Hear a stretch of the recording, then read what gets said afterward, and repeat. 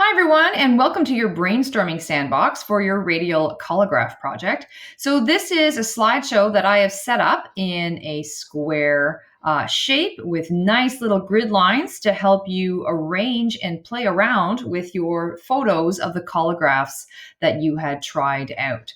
So let's go to a new slide and insert one of our pictures. So I know a lot of people have been using Drive. They're taking photos right on their phone and moving them into their UG Cloud Drive. So you could upload them from there, but I emailed them to myself. And so I'm going to upload them from my computer because I downloaded them. So I have 4 different arrangements you can see where I just arranged my little pop tabs in different patterns. Let's pick the first one here and let's see how this photo looks. All right, and so you can see here that I've got a whole bunch of excess around here that I just don't need. So the reason I did that was that I knew I was gonna have a strong shadow from my overhead light source. So rather than have the shadow on top, I actually offset the image that I wanted so that the shadow wouldn't get in the way. But now we've got to crop it out. So I can come up here and click crop. That's one way to get the crop tool. Another way is just to double click on it. And I'm going to pull this in to the corners like this and pull this in like this. It's worth mentioning at this point in time too that if I didn't have a nice square shot by accident, I wasn't lined up, I could grab this tool and I could rotate around to get it nice and square as I needed to. This is good enough for us. And so we're going to click off of that. And we're going to see about moving it into a corner. You can see it's way too big. So we have to change the size of it now.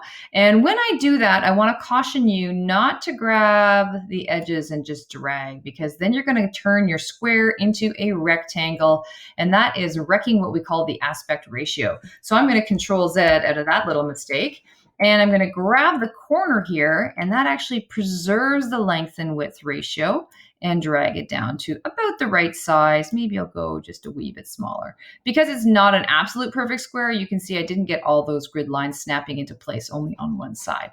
So I've got one of these now, little designs we're going to copy, and we are going to paste another one down. So I can Control C, Control V shortcut that if I want, or since I just told it to paste, I can say, hey, paste again and paste again, because I need 4 of these. So that's a handy little shortcut trick too to make this job faster.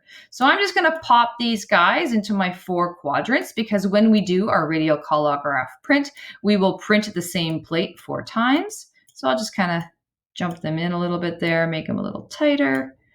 Okay. There we go. Maybe this can move in a little bit. All right, so that looks not too bad. However, this is not radial in that it's not all coming out from the center point.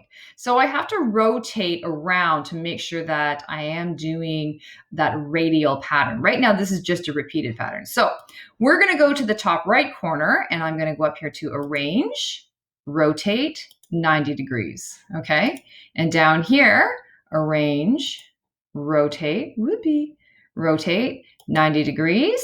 And you can see all I did was repeat what's above. So that's not enough. I have to turn it one more time. So guess what? I'm going to use my shortcut and rotate. And this guy's got to go around 1, 2, 3 times. So now you have, if you can look at, imagine this is kind of an arrowhead. It's pointing out in all 4 instances. So that's kind of neat. I wonder what it would look like pointing in though. So I'm going to come over here and I'm going to duplicate my slide. And on this version, I'm actually going to cause them all to point in. So let's change that around, rotate 90 degrees. So that's pointing that way now. Let's change it so it's going to point in. Okay, we're going to make this guy point in to the center, and we'll make this one point into the center, and we'll make this guy point in to the center. Okay, so now this pattern looks different than this pattern, as you can see. So I can start to make some decisions now about which of the plates I like the best and which of the patterns I make with those plates I like the best. And you may end up with a whole bunch of them running down your Sandbox slides, depending on how much you play. So it's not a bad idea to highlight the ones that are appealing to you. And you can do that easily by just going to Background and just changing the color to something else. And then when you have a whole bunch of them, you can go, oh yeah, I remember that's one that I really liked.